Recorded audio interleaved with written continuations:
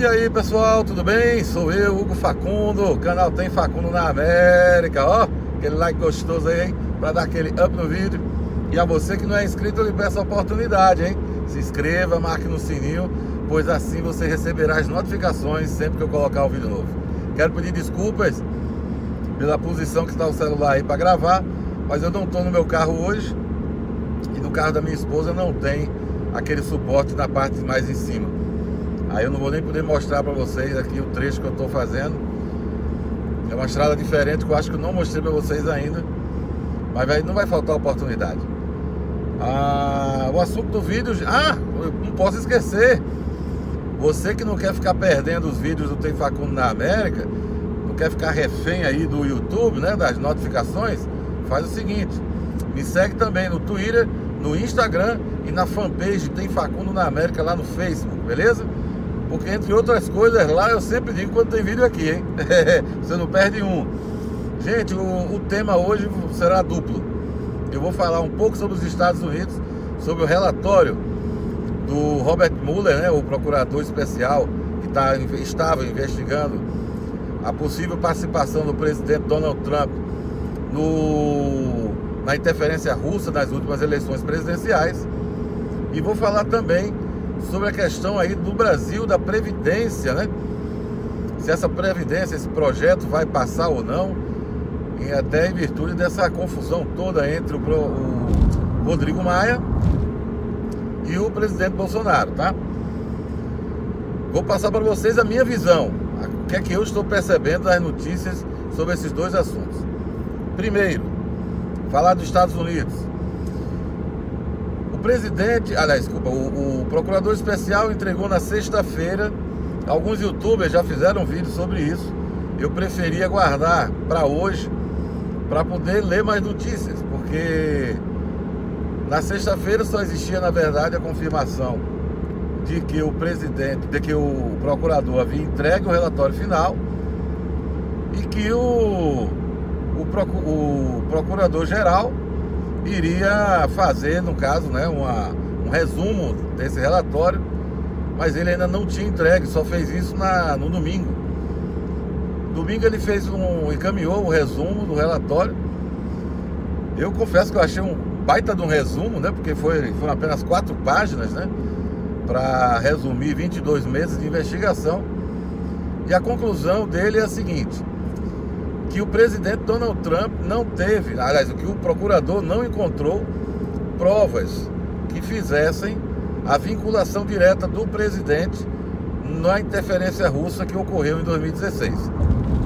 Da mesma forma, ele também disse que o procurador especial não encontrou... desculpa aí a tremendinha. Aqui também tem buraco, né? Não encontrou provas que comprovassem que o presidente teria praticado obstrução de justiça e também não encontrou provas que tivessem como comprovar que ele não tenha feito isso. Segundo as informações que está correndo na mídia americana, não acabou ainda, né? Porque agora a oposição está querendo que seja divulgado o relatório completo.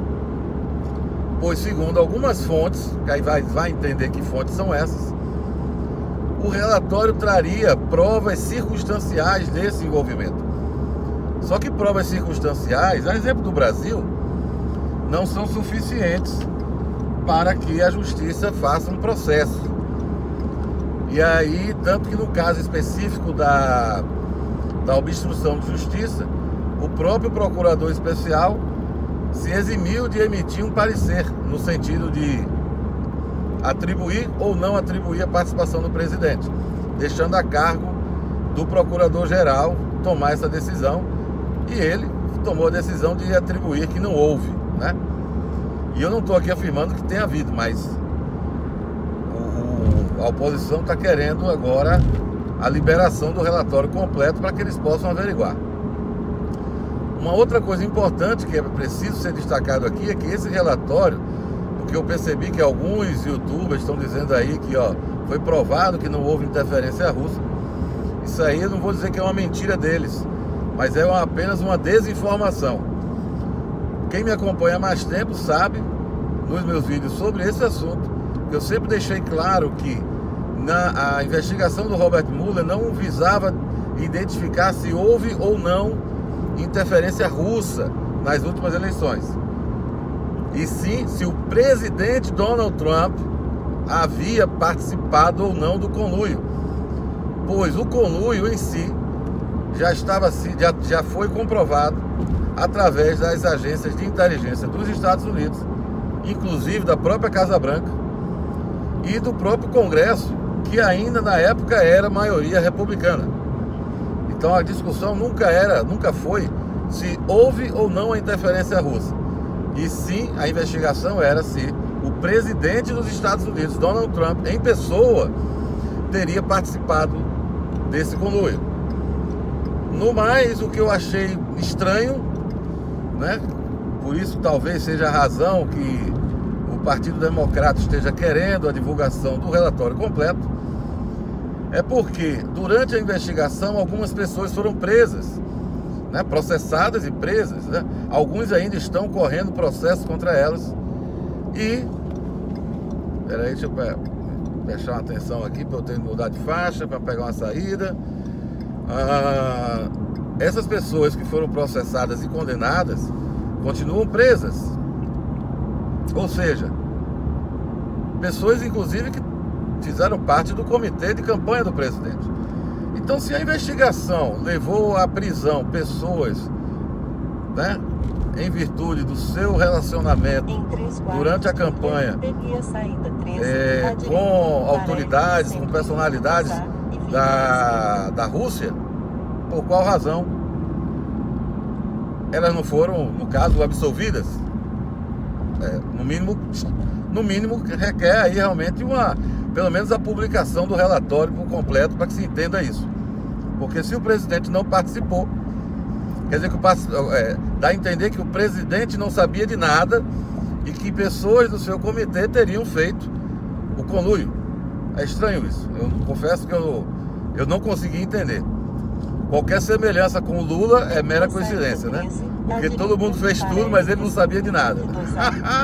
Ô, delícia, quando eu digo que política é tudo igual, o pessoal ainda tem quem duvide, né? Mas vamos aguardar, vamos ver se o relatório vai ser ou não divulgado por completo. Aí fica mais fácil de chegar a uma conclusão sobre essa outra parte, né? Lógico. Sobre a parte envolvendo o presidente, já foi decidido lá pelo procurador-geral que não há provas materiais, né, que comprovem essa vinculação. Se houve provas circunstanciais, só se o relatório for divulgado é que vai se tomar conhecimento. Agora, falando de Brasil, gente, sobre a questão aí da Previdência, hoje, inclusive, né, nessa terça-feira, seria o dia que o Guedes iria para a Comissão de Constituição e Justiça para fazer dar as explicações dele. Porém, houve uma manipulação, uma movimentação, né, no Congresso, na Câmara dos Deputados, com o objetivo de esvaziar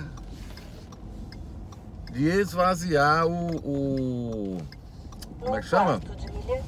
De esvaziar essa audiência.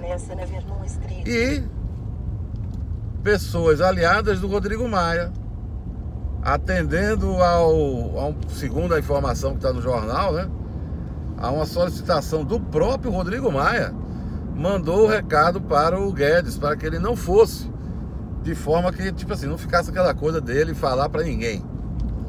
E que seria interessante aguardar a nomeação, no caso do próprio relator desse projeto, que é algo que ainda não aconteceu.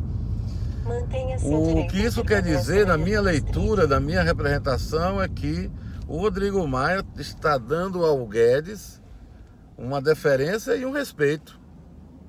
Ele poderia muito bem ficar caladinho, quietinho, e deixar o Guedes dar uma visita fracassada, né? Mas não se enganem, isso daí também não passa de uma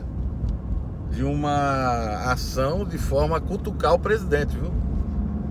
Porque ele chegou também, né, através desses interlocutores, a dizer que o Guedes vem sendo o verdadeiro articulador do governo.